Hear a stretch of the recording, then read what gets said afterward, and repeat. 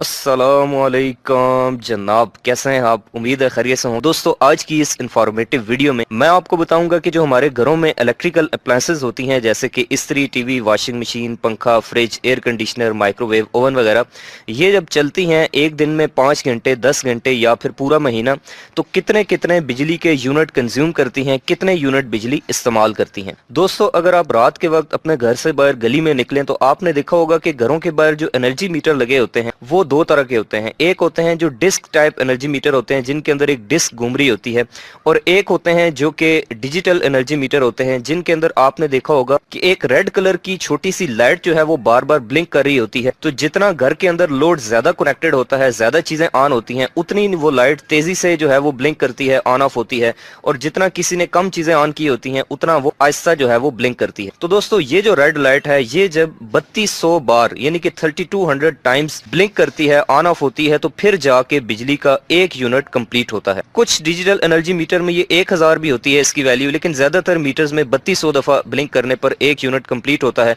और ये जो चीज है, ये हर एनर्जी मीटर के ऊपर इस लाइट के नीचे या ऊपर लिखी भी होती है। और इसी तरह जो डिस्क वाले एनालॉग एनर्जी मीटर होते हैं, उनके अंदर जो डिस्क है वो 600 दफा घूमती है, 600 चक्कर कंप्लीट करती है, तो फिर जाके एक यूनिट बिजली का पूरा होता है। तो चलिए दोस्तों, अब मैं आपको बारी बारी इन सारी चीजों के जो है वो यूनिट्स कैलकुलेट करके बताता हूँ कि ये चीजें कितने कितने यूनिट बिजली इस्तेमाल करती हैं। बस 1 मिनट रुक जाएं, वीडियो को आगे मत कीजिएगा, पहले यूनिट का फार्मूला सुनते जाएं कि इन सारी चीजों के जो हम यूनिट निकालेंगे, एक यूनिट का फार्मूला क्या होता है। तो दोस्तों, जो इलेक्ट्रिकल के अंदर यूनिट होता है उसका फार्मूला होता है किलो वाट आवर। एच से बनता है आवर्स यानी कि घंटे, यानी कि वो चीज कितनी देर चलती है।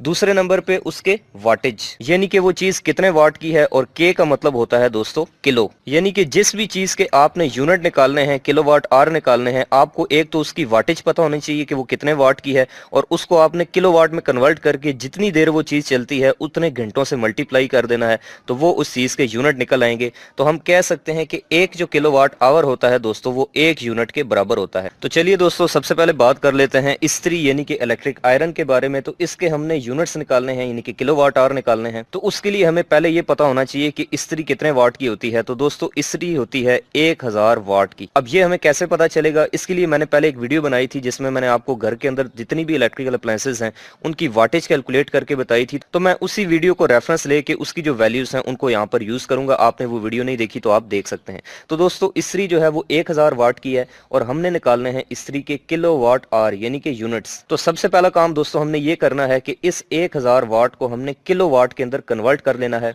और वाट को किलोवाट में कन्वर्ट करने का तरीका दोस्तों ये है कि आप उस चीज को 1000 यानी किलो का मतलब 1000 है, उससे आपने तकसीम कर देना है। तो 1000 से जब तकसीम होगा तो ये आएगा 1 किलोवाट, यानी कि इस्त्री की जो पावर है वो 1 किलोवाट है। तो अब ये 1 किलोवाट की इस्त्री, अब दोस्तों फर्ज कर लें कि दिन में कितने घंटे चलती है। अब आवर का मतलब ये होता है दोस्तों घंटे, हम एक दिन का जो है वो पहले हिसाब लगा रहे हैं। तो मैं कहता हूं कि इस्त्री अगर 0.5 आवर यानी कि सिर्फ आधा घंटा चलती है, तो फिर ये यूनिट कंज्यूम करेगी दोस्तों, यानी कि 0.5 किलोवाट आवर। इसका मतलब है कि अगर 1000 वाट की इस्त्री आधा घंटा चले तो सिर्फ आधा यूनिट जो है वो कंज्यूम करेगी। और इसी तरह से अगर 1 घंटा चलती है तो फिर 1 यूनिट कंज्यूम करेगी। तो अब अगर दोस्तों हमने इस्त्री के पूरे महीने के यूनिट्स निकालने हो, तो उसका तरीका ये है कि आपको ये पता होना चाहिए कि इस्त्री, अब जाहिर सी बात है कि पूरा महीना तो रोज आधा घंटे के लिए ऑन नहीं करते लोग, तो जब आधा घंटा चलती है तो 0.5 यूनिट लेती है। और मैं कहता हूं कि महीने में 7 दफा जो है वो ऑन होगी, तो इसको हम 7 से मल्टीप्लाई कर देंगे, तो ये आंसर आएगा दोस्तों आपके पास 3.5। तो इसका मतलब दोस्तों ये है कि अगर आप इस्त्री को डेली आधा घंटा चलाएं और महीने में 7 दिन इस्तेमाल करें, तो आपकी इस्त्री तकरीबन 3.5 यूनिट बिजली इस्तेमाल करेगी। अब उसके बाद आ जाए दोस्तों रेफ्रिजरेटर यानी कि फ्रिज के ऊपर। तो फ्रिज की सबसे पहले मैंने आपको बताया कि पावर पता होनी चाहिए, और फ्रिज की जो पावर होती है दोस्तों वो उसकी रेटिंग के हिसाब से होती है, लेकिन मैं एक एवरेज ले लेता हूं।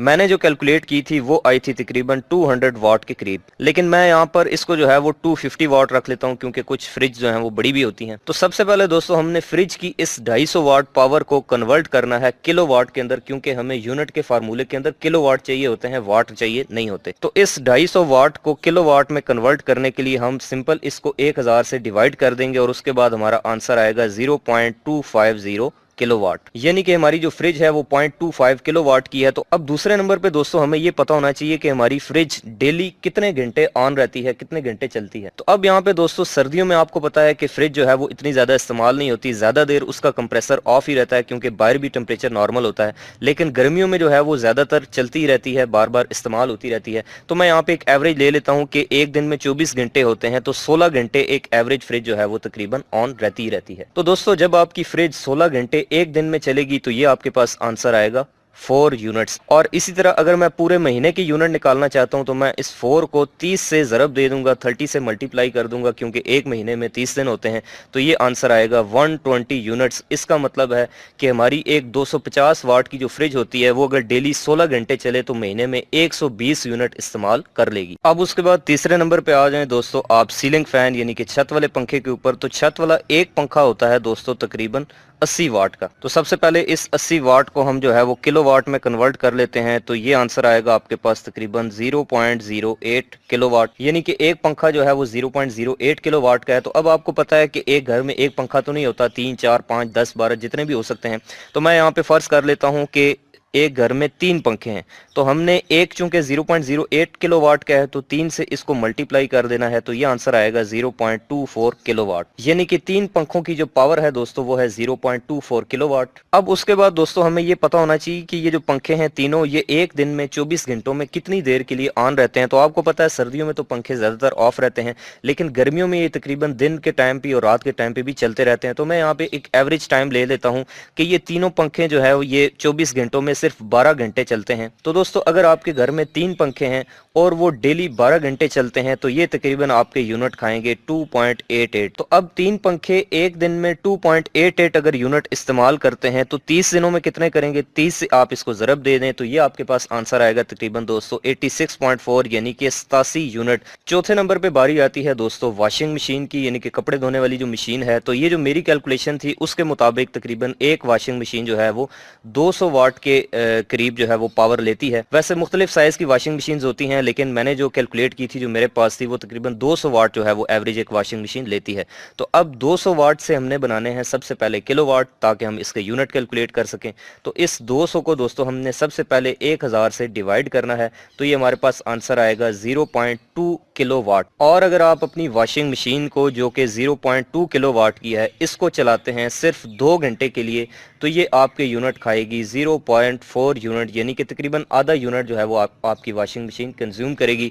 और इसी तरह से अब आपको पता है कि डेली तो कोई 2 घंटे के लिए वॉशिंग मशीन को नहीं चलाता। तो मैं यहाँ पे एक एवरेज निकाल लेता हूँ कि एक महीने में अगर आप 5 दिन के लिए जो है वो वॉशिंग मशीन चलाते हैं तो जब 2 घंटों के लिए चलती है तो 0.4 यूनिट लेती है एक दिन में, और अगर ये 5 दिन चलेगी तो ये तकरीबन लेगी 2 यूनिट। उसके बाद बात करते हैं दोस्तों एयर कंडीशनर की यानी कि एसी की। तो एसी के बारे में अगर मैं आपको बताऊं तो इसकी जो रेटिंग है वो डिपेंड करती है इसकी रेटिंग और साइज के ऊपर। जैसे 1 टन का जो एसी होता है वो होता है तकरीबन 1200 से लेकर 1600 वाट के दरमियान में, और जो 1.5 टन का एसी होता है दोस्तों वो होता है तकरीबन 1800 वाट से लेकर 2500 वाट के दरमियान में। तो मैं यहाँ पर एक एवरेज वैल्यू रख लेता हूँ, जैसे मिसाल के तौर पे मैं रख लेता हूँ 2200 वाट, यानी कि एक 1.5 टन का एसी है जो कि 2200 वाट का है। तो सबसे पहले हमने इसके किलोवाट निकालने हैं क्योंकि आपको पता है कि यूनिट का फार्मूला जो होता है वो किलोवाट आवर होता है।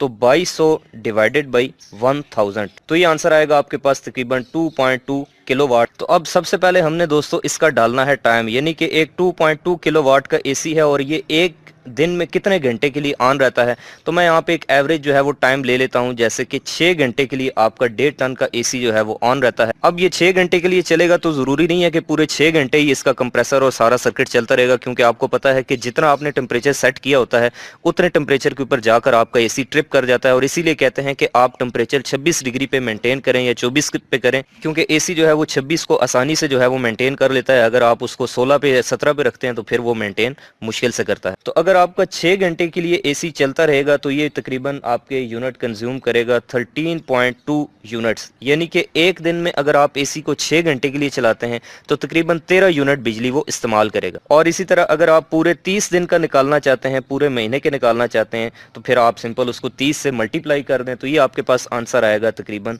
4,396 यूनिट यानी कि 400 यूनिट आपका एसी जो है वो सिर्फ एक महीने में इस्तेमाल कर लेगा। और इसी हिसाब से अगर आपके पास एक एसी है तो उसके इतने हैं, अगर आपके पास 2 हैं तो आप इस सारी रीडिंग को 2 से ज़रब दे दें, 3 है तो 3 से मल्टीप्लाई कर दें। तो इसका सादा साल ये है कि आप कोशिश करें कि इन्वर्टर एसी जो है वो, जो इन्वर्टर टेक्नोलॉजी है उसके ऊपर आप मूव कर जाएं, उसमें जो आपकी कंजम्पशन है वो इससे कम हो जाएगी। नेक्स्ट है दोस्तों वाटर मोटर यानी कि पानी वाली जो मोटर है। तो मैंने एक मिसाइल मोटर की पावर कैलकुलेट की थी, वो आप मेरी वीडियो में देख सकते हैं। तो उसके मुताबिक जो हमारी मिसाइल मोटर थी वो थी तकरीबन 1300 वाट जो है वो पावर उस वक्त ले रही थी।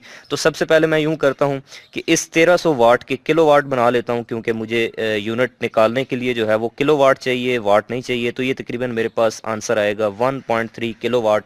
तो ये मेरी जो मोटर है 1.3 किलोवाट की, ये मैं चलाता हूँ। फ़र्ज़ कर लें कोई भी आप इसमें नंबर डाल सकते हैं। मैं कहता हूँ कि मैं डेली जो है वो इसको 20 मिनट के लिए ऑन करता हूँ। तो अब मुझे घंटे चाहिए, क्योंकि आपको पता है कि किलोवाट आवर में आवर डालना होता है, मिनट नहीं डालने होते।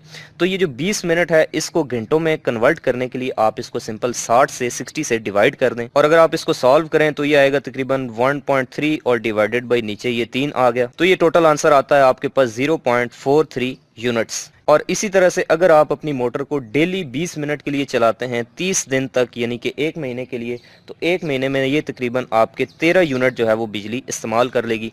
सबसे आखिर में बात करते हैं दोस्तों माइक्रोवेव ओवन की। तो बिल्कुल दोस्तों, माइक्रोवेव ओवन की जो पावर है वो भी डिपेंड करती है इसके मॉडल के ऊपर और इसके साइज के और रेटिंग के ऊपर। तो इनकी जो रेटिंग होती है वो तकरीबन 850 वाट से लेकर 1800 वाट के बीच में होती है। तो मैं यहाँ पे तकरीबन 1200 वाट रख लेता हूँ माइक्रोवेव ओवन की पावर, बल्कि छोड़े 1500 रख लेते हैं, एक बड़ा माइक्रोवेव कर लेते हैं। तो 1500 वाट का एक माइक्रोवेव ओवन है। अगर आप अपने माइक्रोवेव ओवन की पावर चेक करना चाहते हैं तो सबसे आसान तरीका ये है कि आप उसकी बैक साइड पे देखें, एक स्टिकर लगा होगा रेटिंग का, उसके ऊपर लिखी होगी उसकी पावर। तो वो वैल्यू आप यहाँ पर इस फार्मूले में पुट कर दें जो मैं यहाँ पर लगाने लगा हूँ।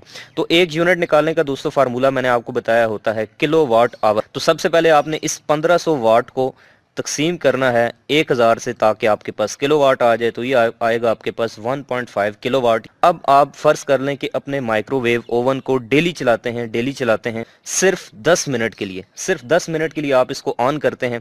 तो 10 चूंकि मिनट हैं और हमें चाहिए और यानी कि घंटे, तो आप इसको 60 से तकसीम कर दें, 60 से डिवाइड कर दें। तो ये 1.5 10 से मल्टीप्लाई होकर 150 आ जाएगा और नीचे है 60। तो ये टोटल आंसर आएगा आपके पास 0.25 यूनिट्स। इसका मतलब है कि अगर आपका माइक्रोवेव ओवन सिर्फ 10 मिनट चलता है तो तकरीबन 1.25 यूनिट जिसको हम कहते हैं। और अगर आप अपने माइक्रोवेव ओवन को पूरे महीने में 30 दिन के लिए नहीं बल्कि डेली 10-10 मिनट 25 दिन के लिए भी ऑन करते हैं तो ये तकरीबन 6.25 यानी कि 6.25 यूनिट आपका जो माइक्रोवेव ओवन है वो इस्तेमाल कर लेगा। तो दोस्तों, आपके घर के बाहर जो एनर्जी मीटर लगा होता है उसका काम ये होता है कि जितनी भी आपने पूरे महीने में जितनी सारी चीज़ों ने यूनिट इस्तेमाल किए हैं उन सबको वो जमा करके कैलकुलेट करके रखता है और उसकी रीडिंग आपके यहाँ पर बिजली के बिल के ऊपर आ जाती है। तो वो जितना भी सप्लाई कंपनी का टैरिफ होता है उस हिसाब से जितने भी आपने यूनिट इस्तेमाल किए होते हैं उससे मल्टीप्लाई करके जो है वो आपको बिल भेजा जाता है। और फिर उस बिल के ऊपर गवर्नमेंट चार्जेस और सप्लाई कंपनी के चार्जेस वो दोनों कैलकुलेट करके आपका बिजली का बिल आपके घर में पहुंचा दिया जाता है। तो इस बिल की पूरी कैलकुलेशन को अगर आप समझना चाहते हैं कि इनमें कौन कौन से टैक्स होते हैं और कैसे कैलकुलेट किए जाते हैं, फ्यूल प्राइस एडजस्टमेंट क्या चीज़ है, इलेक्ट्रिसिटी ड्यूटी क्या चीज़ है, जनरल सेल टैक्स कैसे कैलकुलेट किया जाता है, तो उसके लिए आप मेरी ये वाली वीडियो देख सकते हैं। आपको डिस्क्रिप्शन में लिंक मिल जाएगा, आप मेरा चैनल विजिट करके भी ये सारी वीडियोस देख सकते हैं। तो मुझे उम्मीद है आपको वीडियो पसंद आई होगी। अगर आपको वीडियो अच्छी लगी है, कुछ समझ आया है, तो आप इसको लाइक करें और अपने दूसरे दोस्तों के साथ भी शेयर करें। अगर आपका कोई सवाल है तो आप कमेंट करके मुझसे पूछ सकते हैं। इलेक्ट्रिकल से रिलेटेड आइंदा भी इस तरह की इंटरेस्टिंग वीडियोस देखना चाहते हैं तो आप मेरे इस यूट्यूब चैनल एज को सब्सक्राइब करके बेल आइकन प्रेस कर दें। मिलते हैं नेक्स्ट वीडियो में, तब तक के लिए अपना बहुत सा ख्याल रखिएगा। खुदा हाफिज़।